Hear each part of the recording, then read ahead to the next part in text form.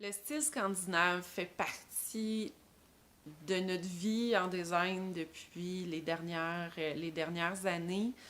Euh, vous aimez ça, ça vous parle, vous êtes habitué de créer des concepts design avec ce style-là, vous avez envie de repousser votre limite d'idéation. Restez avec moi, je vous donne quelques pistes à partir d'une œuvre de Véro Vallière. Bonne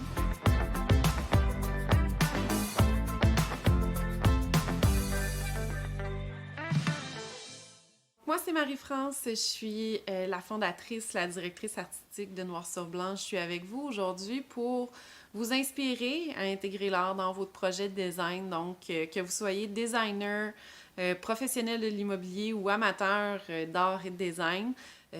Aujourd'hui, je vous donne quelques pistes pour prendre des tendances en design, surtout quand vient le temps de penser au style scandinave qu'on voit partout. Là, donc, on pense là, facilement le blanc, le bois, le noir. Ça fait quand même partie du style. Il y a beaucoup de farmers qui peut se rallier à ça aussi au niveau de la palette. Là, ce qu'on veut, c'est un petit peu sortir de ces classiques-là qu'on voit et revoit encore en design depuis les derniers mois.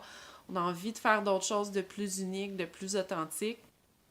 Ce qui a inspiré ce concept-là aujourd'hui, c'est une œuvre de Véro Vallière. Ce qui est super intéressant avec Véro Vallière, c'est que c'est une artiste qui a pas peur d'oser ou d'essayer certaines techniques tout en gardant son approche au niveau du paysage. Elle fait beaucoup d'art animalier aussi. Donc, ça garde un petit côté qui est un peu plus réaliste sans tomber là, dans le classique paysage là, un peu déjà vu.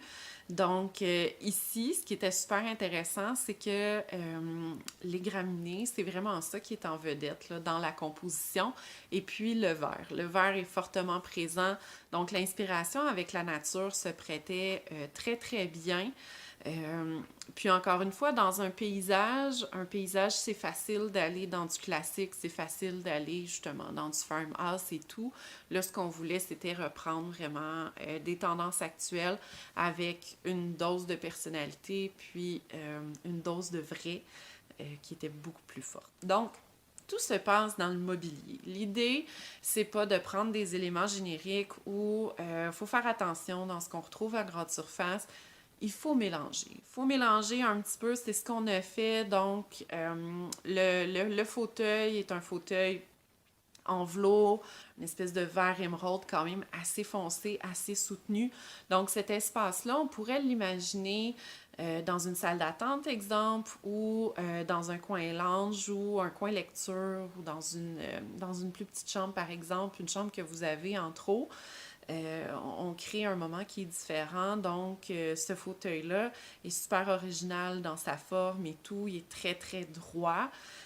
Tout en contraste avec la table de marbre qui a ces éléments de veinage, mais ces éléments de veinage qui sont un peu noirs, verdâtres. Ça fait penser aux tables des années 90 là, qu'on voyait puis qui ont toutes été supprimées au fil du temps. Euh, Ici, on l'aime bien, cette table-là, parce que justement, elle a un côté très authentique qui est différent. Euh, En parallèle, la table basse, qui est, elle, c'est un volume qui est très, très fort, euh, qui est très imposant, mais qui va garder cette même courbe-là que la table. Donc, tout est en courbe. Et puis là, ben justement, on a le sofa et le tapis qui est très, très droit, qui est très linéaire. Fait que tout ça va vraiment créer un contraste avec la toile de Véro, où là, on est vraiment dans les courbes, dans la fluidité et tout. La couleur, c'est une couleur qui est super intéressante. Elle pourrait être appliquée de différentes façons. Vous pourriez l'utiliser au plafond, l'utiliser sur des demi-murs, une bande mixée avec un lambris, par exemple. Donc, l'idée, là, c'est vraiment d'aller chercher la couleur puis de l'utiliser à votre avantage avec la toile, qu'elle soit en contraste avec un mur qui est plus foncé comme le vert ou qu'elle soit sur un mur qui pourrait même être blanc. La toile va créer un contraste parce que la façon dont la composition est faite, vous allez voir le ciel ressortir davantage ou vous allez revoir davantage la verdure selon comment vous faites le jeu de contraste. Le plancher, un beau plancher mirage en chêne rouge, un beau veinage, encore une fois, va super bien dans le décor scandinave. On peut aller chercher des lattes qui sont un petit peu plus larges pour créer un côté un peu dramatique à l'espace, mais surtout un élément qui est très, très chaleureux au niveau du bois. Donc, j'espère que cet élément, ce mock-up-là vous a inspiré. Je vous laisse toutes les informations dans la description. Vous allez pouvoir retrouver l'œuvre de Véro Vallière dans notre boutique. Si le format, si ça vous inspire, mais le format n'est pas parfait pour vous, on peut créer une commande sur mesure avec Véro sans problème.